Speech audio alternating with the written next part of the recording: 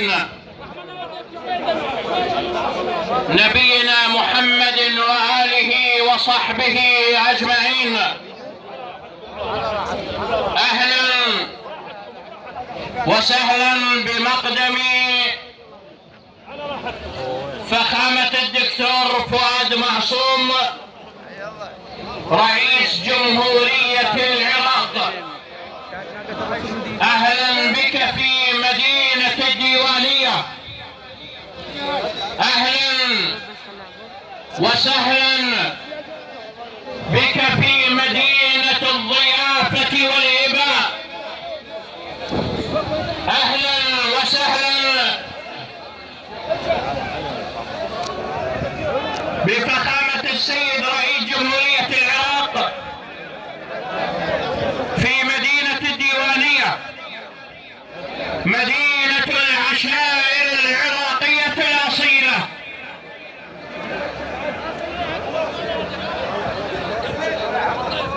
اخوان، تفريغ الساحة رجاء المقابلة للمنصة، تفريغ الساحة المقابلة للمنصة رجاء.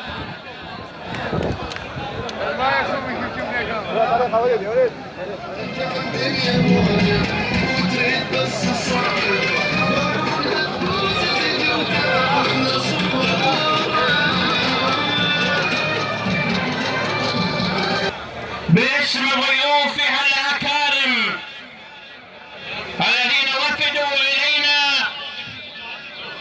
من محافظات العراق الغربية ومن محافظات العراق الجنوبية والوسطى،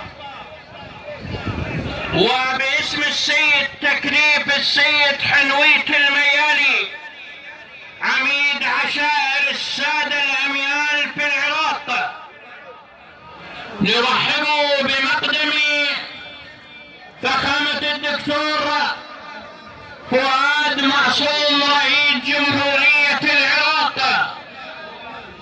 والسادة الوزراء وأعضاء مجلس النواب العراقي الذين يتواجدون الآن في هذا المكان، فأهلا وسهلا بكم.